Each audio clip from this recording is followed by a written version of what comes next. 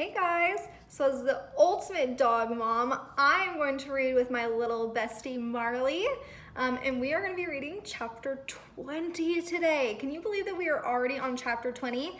I feel like it flew by, like we just started this book, and now we're on chapter 20.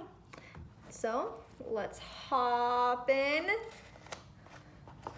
and Marley will just hang out with us and read with us.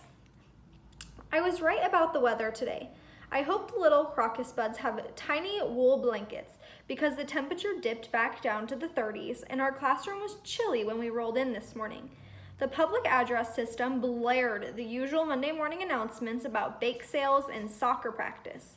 Most of the time, nobody in H5, not even Mrs. Shannon, pays much attention to them. The craziness of our morning usually takes over. Mrs. Shannon had managed to get us a Wii game system. I don't know how. Willie loves the baseball program. I have learned to keep out of his way while he pretends to hit the ball as he watches the screen. Sometimes his swings go wide. Hit! He'll cry out with triumph. Then he'll try to run the bases in the classroom. Even Freddie can't keep up with him. I usually sit in a corner with my headphones on, trying to tune it all out. But today, I listened carefully to the bulletin. My heartbeat sped up and I jerked my arms with excitement as I heard the principal say, "All students who wish to try out for the Whiz Kids quiz team, please report to Mr. Dimming's room after school." I stayed nervous all day. I didn't tell Rose what I planned to do. I thought about it, then decided not to.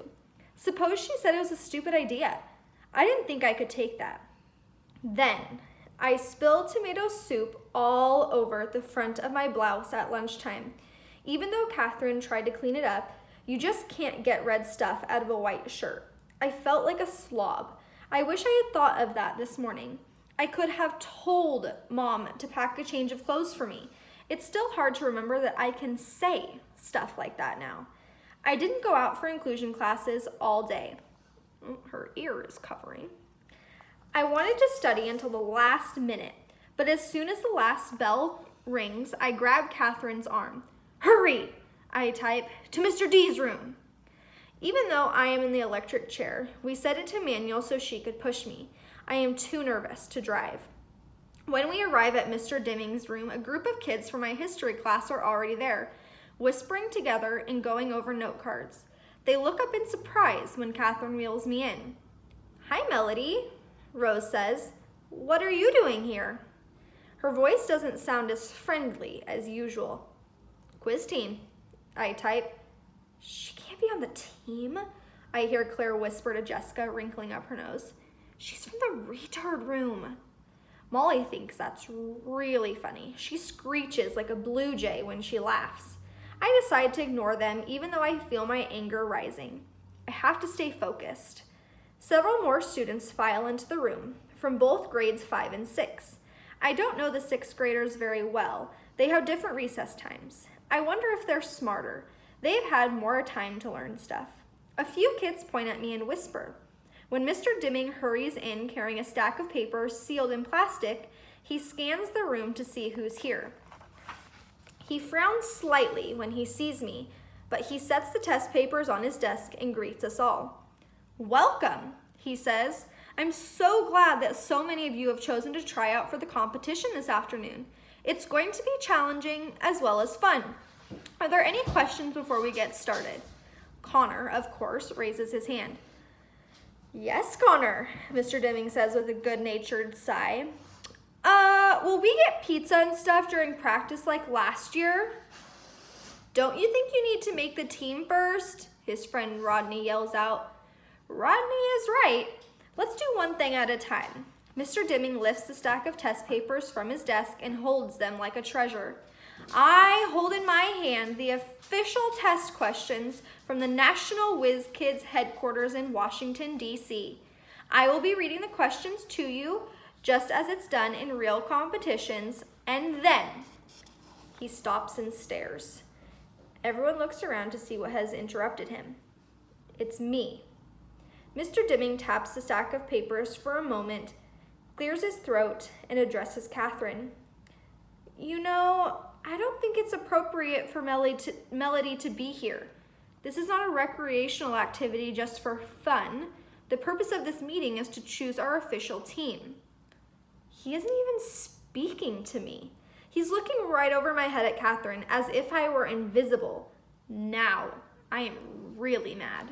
I turn up the volume on my machine very loud. I am here to take the test. Mr. Deming blinks. Melody, I don't want your feelings to get injured. The test is very hard. I am very smart. I just don't want you to be hurt, Melody. He sounds sincere, sort of. I'm tough, I type. You go, girl, Rose suddenly says from the front of the room. A few other kids clap their support. That makes me feel a little better. Just a little. Catherine speaks up. By law, she cannot be excluded. You know that, sir.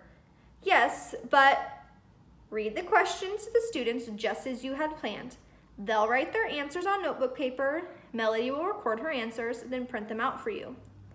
How do we know you won't be helping her? Claire asks.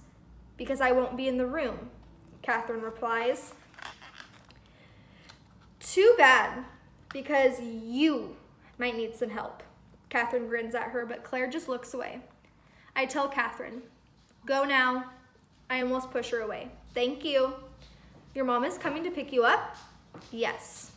Good luck, Melody. You're my champ no matter what. You got that? Got it. I wave as she leaves the room. Mr. Deming shrugs his shoulders and continues with the directions. There are 100 quiz questions. I will read each prompt one time and each answer only once. You will have 30 seconds to record each response. Please write only the capital letters A, B, C, D, and sometimes E. Are there any questions? Claire's hand shoots up. Yes. How do you know Melody doesn't have answers stored in her machine? Us normal people aren't allowed to use computers. Why are you so worried about Melody? Rose answers before Mr. D has a chance to. Are you scared she'll get a higher score than you? No way! Then be quiet so we can get started. Mr. D smiles at Rose. Students, get out 2 sheets of paper, one to write on, one to cover your answers. We believe in honesty, but an extra sheet of paper can't hurt. Everyone shuffles to find paper and pens. Then a feeling of quiet expectation falls over the room. Mr. Deming unseals the official test and opens to the first page. Let us begin, he says. Zeus has made his appearance. Oh, you can't see him. There he is. I'll keep going here.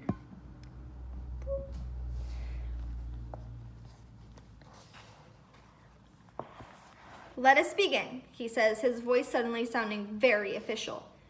Number 1, the capital of Colombia is A, Brussels, B, Santiago, C, Bogota, D, Jakarta. He pauses while everyone scribbles their answer. I punch in the letter C. Good old Mrs. V and her capital quiz cards. Number 2, Mr. Deming continues.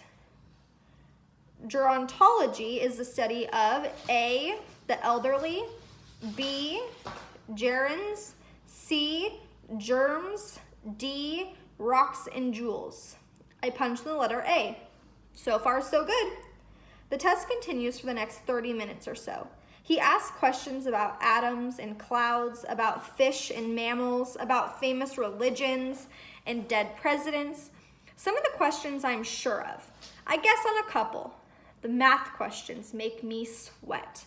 This is the hardest, most exciting thing I'd ever done. The very last question is a killer. In number 100, Mr. D says, relief in his voice, the small intestine of an average adult, if stretched out vertically, would measure about how long?